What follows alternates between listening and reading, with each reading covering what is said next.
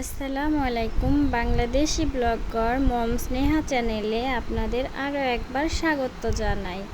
কাছে এবং দূরে, দেশ এবং দেশের বাইরে যে যেখান থেকে আমার ভিডিওটি দেখছেন, আশা করি আল্লাহর রহমতে সবাই ভালো আছেন। আমরাও আলহামদুলিল্লাহ ভালো আছি। তো এখন সকাল 7টা বাজে, এখন থেকে ভিডিওটি স্টার্ট করলাম। তো শুরু থেকে রাজহাঁসগুলো খেতে দিয়েছি, চীনা হাঁসগুলো ছেড়ে দিয়েছি, মুরগিকেও খেতে দিয়েছি। আর এই যে বাগানে চলে আসছি আমাদের।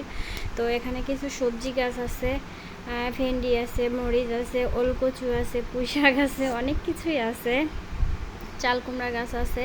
তো এখন আবার এই যে শশা গাছের বীজ নিয়ে আসছি আর পেঁপে গাছের বীজ নিয়ে আসছি, এগুলাই এখন রোপণ করব।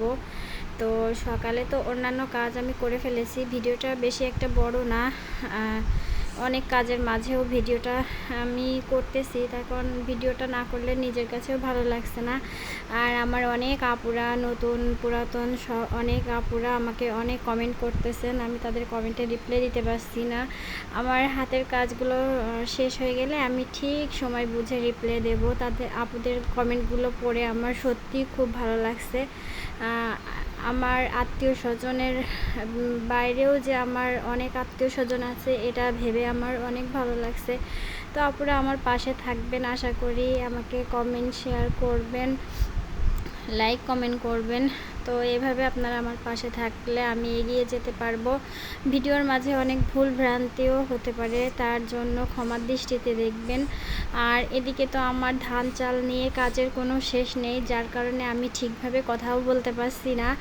আর ভয়েস দিতে গেলেও কেমন একটা বাধা লাগছে, যার কারণে ওই যে মানুষ বলে না, তাড়াহুড়ো করে কোনো কাজ সফল হয় না।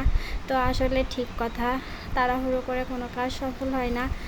আর এখন যেহেতু আস্তে আস্তে আমার কাজ কমে আসতেছে, এরপরে কন্টিনিউ আমি ভিডিও করব আর ভিডিও আপলোড দেব।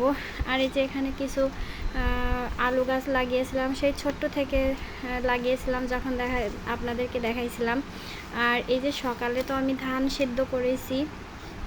তো এই ধানগুলো অবশ্য আমার আজকের মতন ধান সিদ্ধ করা শেষ। আর যেহেতু কালকে অনেক বৃষ্টি হয়েছে, বৃষ্টির কারণে এখন ছাদে যে মেলবো সেই ভয় পাচ্ছি।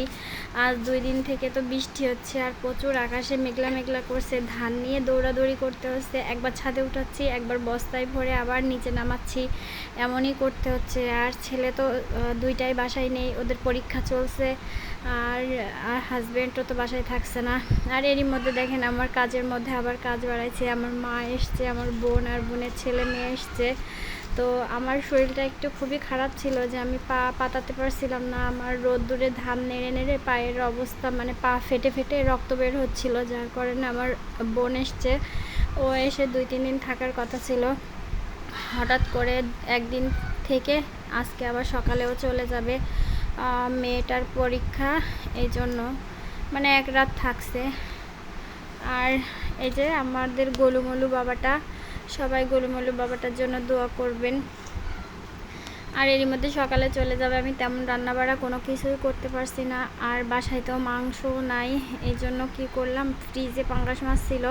তো এই পাঙ্গাস মাছ আমি বের করে একটু ভুনা করে দেব। আর একটু ঢেঁড়স আছে, মানে ভেন্ডি বলি আমরা ওটাকে, তো ভেন্ডিটা চচ্চড়ি করে দেব। এমনিতেই তো খাবে না বলছে, তারপরেও আমি বলছি যে না, এখন খেয়ে যা, সকালে তো কিছু খেতে দেইনি, চা আর বিস্কিট খেয়েছে, যার কারণে ভাবছি এখন তাড়াতাড়ি করে একটু রান্না করে দিই। তো রান্না তো করব।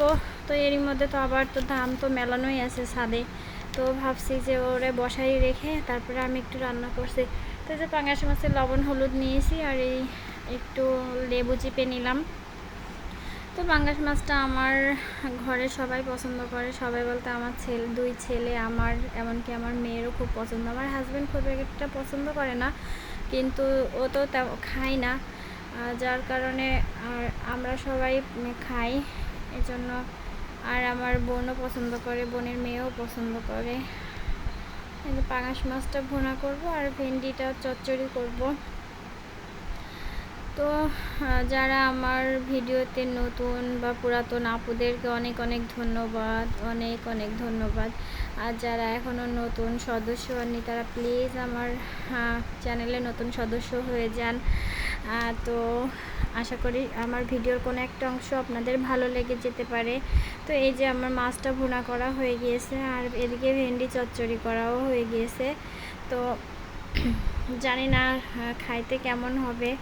তো এরই মধ্যে আবার আমাদের একটা বিড়াল আছে, তো বিড়ালটার খুব খিদে পেয়েছে। ও 3 দিন যাবৎ হারিয়ে গিয়েছিল, তো ওর হচ্ছে পরে দেখি চলে এসছে 3 দিন পর। তো এই যে ওকে ভাত মাখিয়ে দিলাম, আর এখন তো প্রায় দুপুর 1টা বাজে। তো এই যে মেয়েকে ভাত খাইয়ে দেবো, মেয়ে ভাত খাবে, খুব খিদে পেয়েছে তার। আর এরই মধ্যে কিন্তু আমার বোনেরা চলে গিয়েছে, মা বোন ওরা সবাই কিন্তু চলে গিয়েছে।